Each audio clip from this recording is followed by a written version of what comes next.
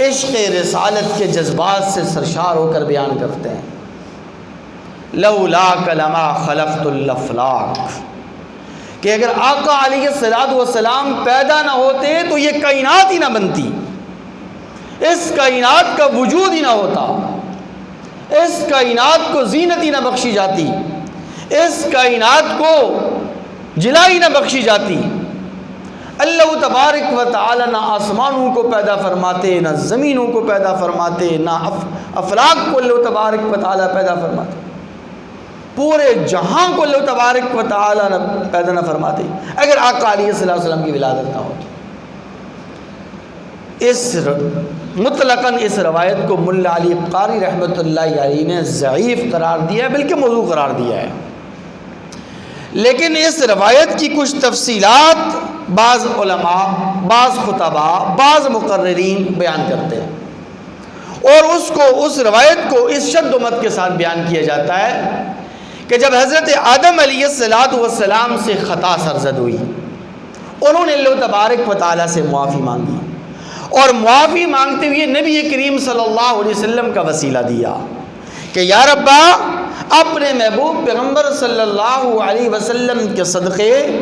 اپنے محبوب پیغمبر صلی اللہ علیہ وسلم کے طفیل اور وسیلے سے میری مغفرت فرما۔ اللہ تبارک و تعالی نے پوچھا کہ آدم، کس نبی آخر الزمان کی تم بات کر رہے ہو؟ کس محمد عربی کی تم بات کر رہے ہو؟ میں نے تو سب سے پہلے تجھے پیدا کیا، تو اول انسان ہے، انسانیت میں سب سے اول ہے۔ تو آدم علیہ السلام نے عرض کیا کہ یا ربا، جب تو نے مجھے پیدا فرمایا تھا تو پیدا ہونے کے بعد میں نے آسمان کی طرف دیکھا، عرش کی طرف دیکھا، تو عرش کے پائے کے ساتھ تیرے نام کے ساتھ محمد عربی صلی اللہ علیہ وسلم کا نام لکھا ہوا تھا، تو میں سمجھ گیا کہ یہ محمد عربی کوئی عام شخصیت نہیں ہے، یہ اللہ تبارک و تعالیٰ کی سب سے زیادہ محبوب ترین اور افضل ترین مخلوق ہے، اس لیے میں اس کے طفیل اور اس کے صدقے اور وسیلے سے تجھ سے کیا کر رہا ہوں جی؟ سارے بولیں گے معافی مانگ رہا ہوں۔ میرے مسلمان بھائیوں، اس روایت کی کوئی اصل نہیں ہے کسی مستند کتاب کے اندر، بلکہ صحیح اور ضعیف روایتوں کے اندر بھی یہ روایت منقول نہیں ہے، اس لیے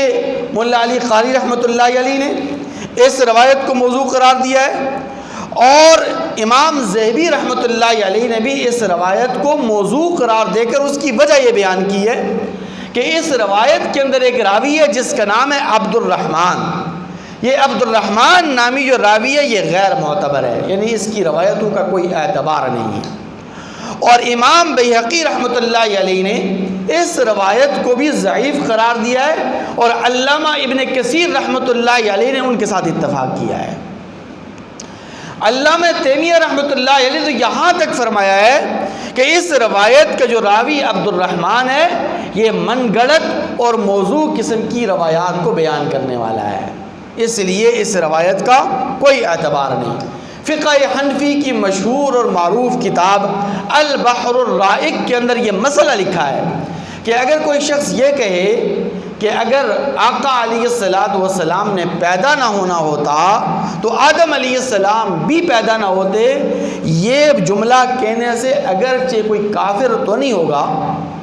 کوئی دائرہ اسلام سے خارج تو نہیں ہوگا، لیکن یہ کہ اس طرح کی بات کرنا مناسب نہیں ہے۔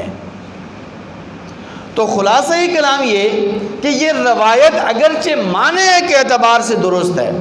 لیکن جس شد و مت کے ساتھ اس روایت کو بیان کیا جاتا ہے اس کی کوئی حقیقت نہیں ہے۔ معنی کے اعتبار سے کیا معنی؟ معنی کے اعتبار سے یہ معنی کہ ہم یہ عقیدہ ضرور رکھ سکتے ہیں،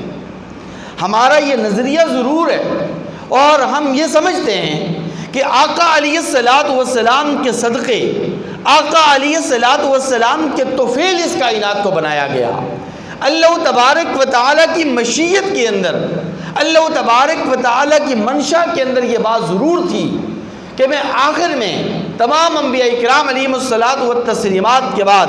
سب سے آخر میں نبی آخر الزمان صلی اللہ علیہ وسلم کو مبعوث کروں گا۔ تو اس معنی کے اعتبار سے تو یہ روایت درست ہے، لیکن اس کو اس شد و مت کے ساتھ بیان کرنا کہ اگر آقا علیہ الصلوۃ والسلام پیدا نہ ہوتے تو کائنات میں کچھ بھی نہ ہوتا، کائنات کی تخلیق ہی نہ ہوتی، کائنات کا نظام ہی نہ ہوتا۔ اس شد و مت کے ساتھ اس واقعے کو یا اس روایت کو اس انداز کے ساتھ بیان کرنا یہ درست اور صحیح